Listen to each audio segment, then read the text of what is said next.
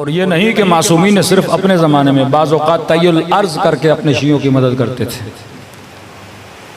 कि ये उलझनें जब पैदा हुई, मराजे के हवाले से मैंने एक किस्सा जिक्र किया।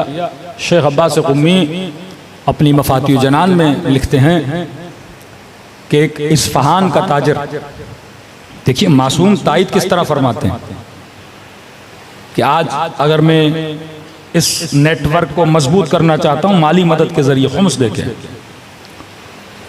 तो मुझे शक है कि पता नहीं ये इमाम ज़माना तक पहुँचता है कि नहीं पहुँचता। कि अल्लाह कहता है ना, तुम जो बकरे का गोश्त मुझ तक नहीं पहुँचता लेकिन तुम्हारी नीयत मुझ तक पहुँच जाती है। तो ये इस्फ़हान का ताजिर कहता है कि मैं अपना खुम्स लेके नजफ़ गया, तो नजफ़ में कुछ मराजे थे, मैंने उनको दिया। एक को मैंने मसलन 1 लाख रुपया लेगा, एक को मैंने 30,000 दिया। बसरा गया, वहाँ पे एक और मरजा था, मैंने उसे 30,000 और दे दिए। काज़मेन गया, वहाँ पे एक और मरजा थे, मैंने 40,000 उनको दे दिए। काज़मेन गया, मैंने ज़ियारत की इमाम मूसा काज़िम की। फिर सामिरा गया, मैंने ज़ियारत की इमामैन हुमामैन की। कहता अब जब वापसी पे पलट रहा था, शब जुमा थी, तो वापसी के रास्ते पे मेरी मुलाकात एक सैयद बुजुर्गवार से हुई। बड़ा नूरानी चेहरा, सैयद वाला लिबास। तो उन्होंने मेरा नाम लेके कहा कि फलानी कहाँ जा रहे हो? तो मैंने कहा मैंने ज़ियारत कर ली, अब लंबा सफ़र है, मैंने वापस ईरान जाना है। तो कहा देखो आज शब जुमा है और शब जुमा मेरे जद की ज़ियारत करने का बहुत बड़ा सवाब है। अब ये क्या समझ रहा है कोई सैयद है, तो ये सवाब मत गवाओ, ज़ियारत करो फिर जाओ। तो मैंने कहा ठीक है सैयद बुजुर्ग, अगर आप कहते हैं मैं आपके साथ, आप भी जा रहे हैं, हमें भी जा रहा हूँ, हरम शब जुमा है, मेरे जद की ज़ियारत करो। कहते हैं हम के साथ चलने लगे।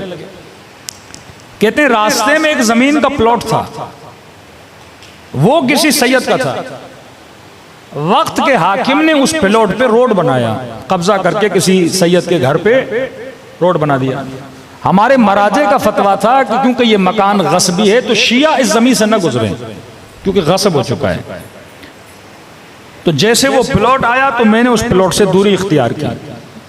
तो इन्होंने कहा कि दूर क्यों जा रहे हो? मैंने कहा मराजे का फतवा है यहाँ से नहीं गुजरना। का फतवा सही है, लेकिन क्योंकि ये हमारा ही प्लॉट है लिहाजा हम तुझे इजाजत देते हैं कि यहाँ से गुजरो।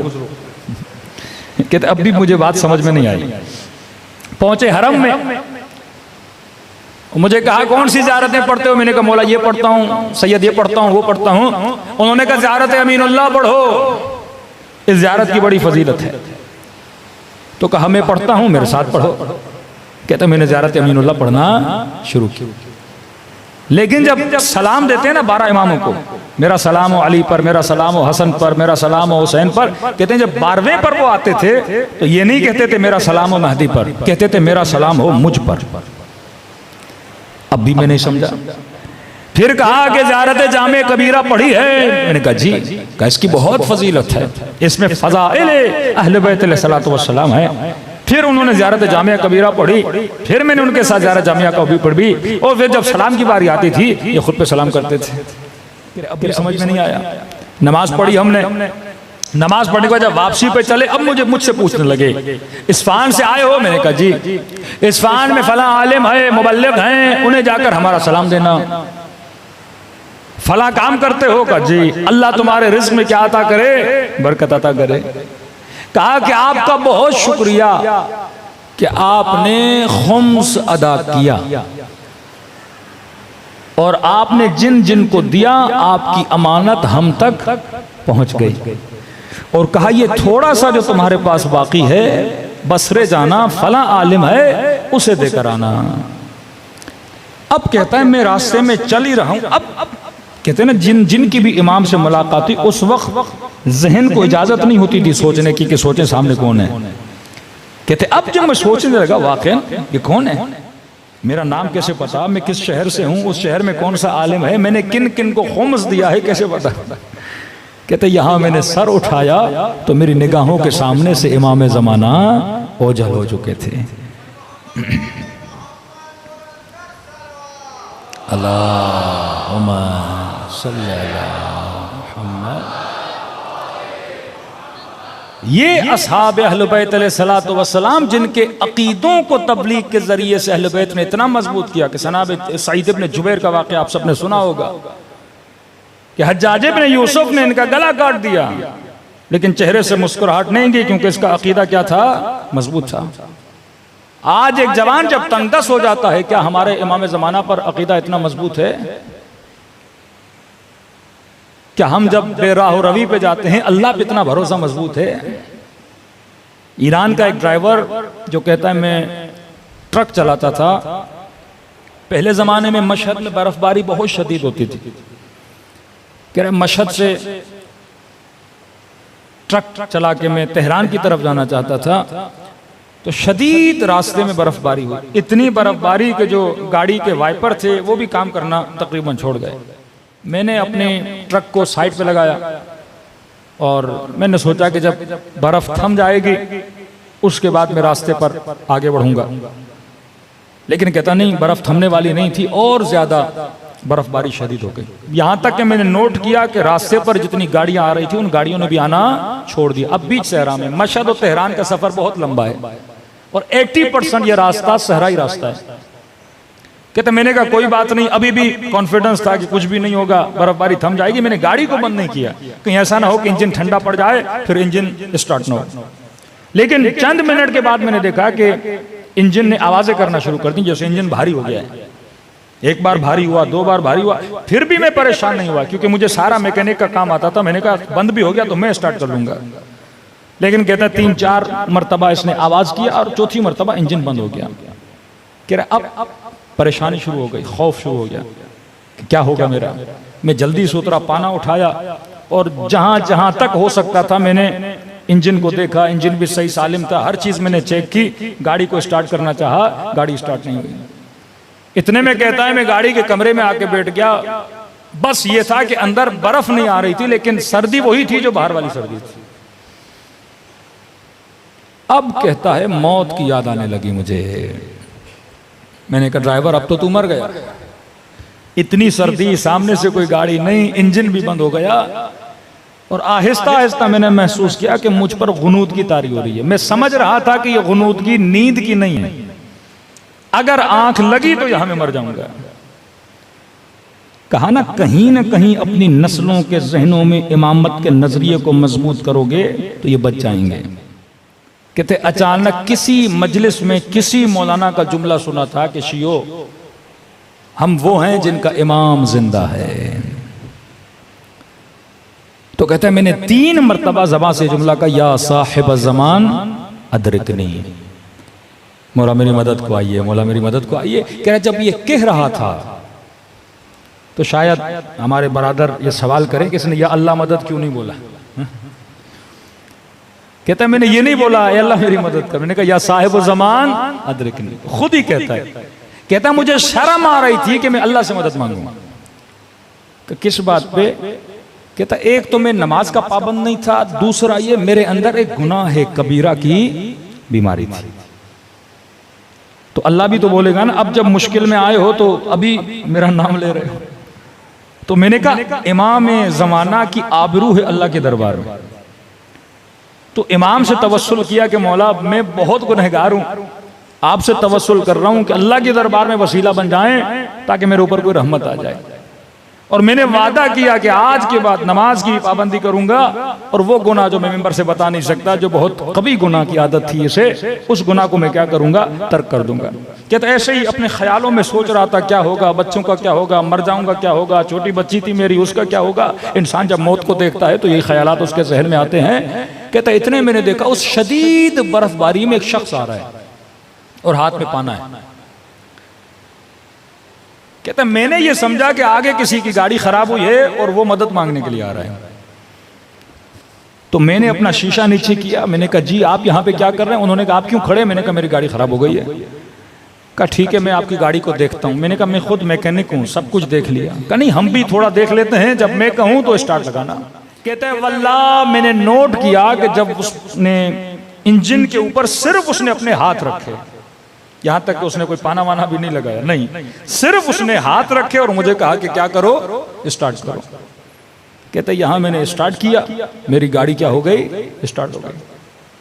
वो पलट के वापस आए, लेकिन मैंने कहा कि देखिए ये गाड़ी पहले भी स्टार्ट थी, बंद हो गई, इसके स्टार्ट होने का फायदा क्या, ये फिर 10 किलोमीटर आगे जाऊंगा फिर बंद हो जाएगी। उन्होंने कहा नहीं, अब बंद नहीं होगी, ये तुझे अपने मकसद तक पहुंचा कर रहेगी ये गाड़ी। मैंने कहा आपको कैसे यकीन था, मैं कह रहा हूं ना अब ये तुम्हारी गाड़ी बंद नहीं होगी, मकसद पे जाएगी। तो मैंने कहा कि बुजुर्गवार आप इतनी सर्दी में खड़े हैं, आइए मेरी गाड़ी में बैठिए, मैं आपको आपकी गाड़ी तक पहुंचाऊं। कहा नहीं, कोई जरूरत नहीं है। कहा आपकी गाड़ी खराब है, जरा उसको टचिंग करके यहां से ले जाते हैं। कहा उसकी भी जरूरत नहीं। कहा मैं आपकी कोई खिदमत कर सकता हूं। कहा हमें किसी खिदमत की जरूरत नहीं। कहा उस वक्त मेरे जेब में पैसे बहुत थे, ड्राइवर था।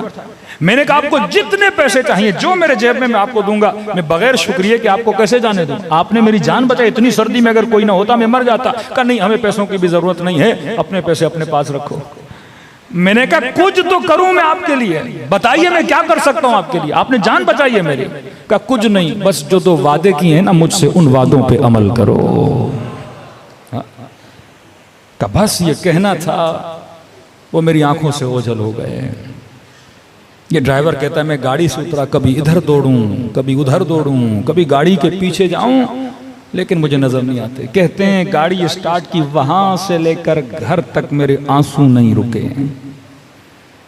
कि मैं कितना बदबख्त था। मेरा इमाम ज़माना खड़ा था, लेकिन मैंने अपने इमाम ज़माना को पहचाना नहीं।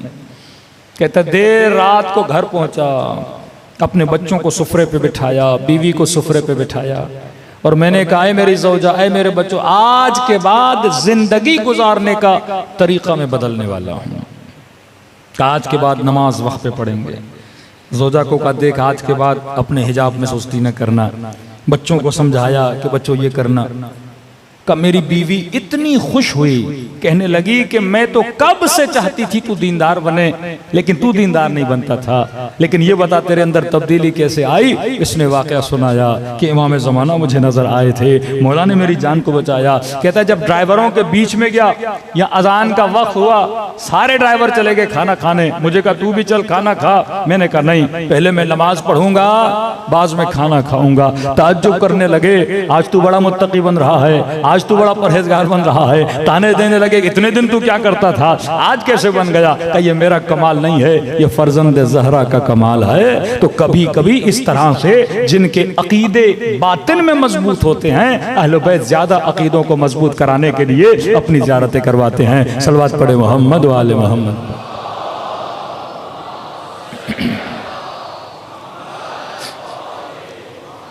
जब तक आप मुआशरे में एक अच्छा रोल मॉडल नहीं बनाओगे, नेटवर्क का मतलब यह है कि जब तक कौम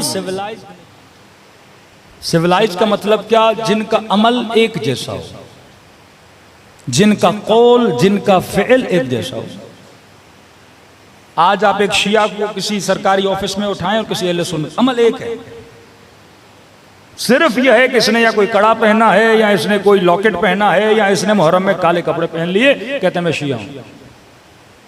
का नहीं, छठे इमाम के जमाने में बाजार में पहचाने जाते थे ये अली के शिया हैं, ये जाफर के शिया हैं। अबू ज़र को लोग दूर से पहचानते थे ये अली का शिया है। ये उल्गू और रोल मॉडल बनते थे लोगों के लिए।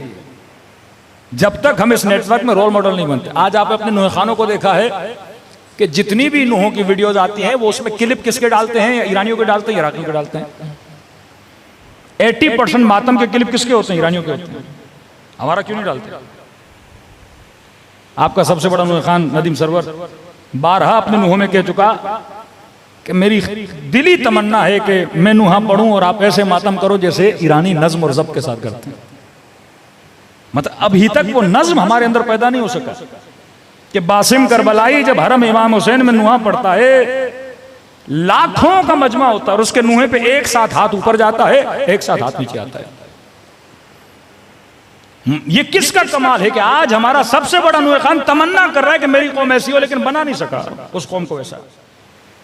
हमारे सारे नूहों की रिकॉर्डिंग स्टूडियो में होती है, लेकिन आप करीमी देखें, मोहम्मद रसूली देखें, वो भी रिकॉर्डिंग हुसैनियों में करते हैं, इमाम बारगाहों में करते हैं, रिकॉर्डेड होते हैं, लेकिन आपको महसूस नहीं होता रिकॉर्डेड है। क्यों?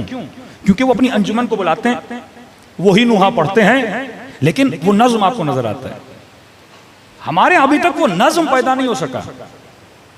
अगर कोई नुए खानी करता है, सारे कोई कैमरा लेता है, कोई क्या करता है, एक अजीब सा माहौल होता है। जब तक आजादारी को कल्चर नहीं, लोग अट्रैक्ट कैसे होंगे?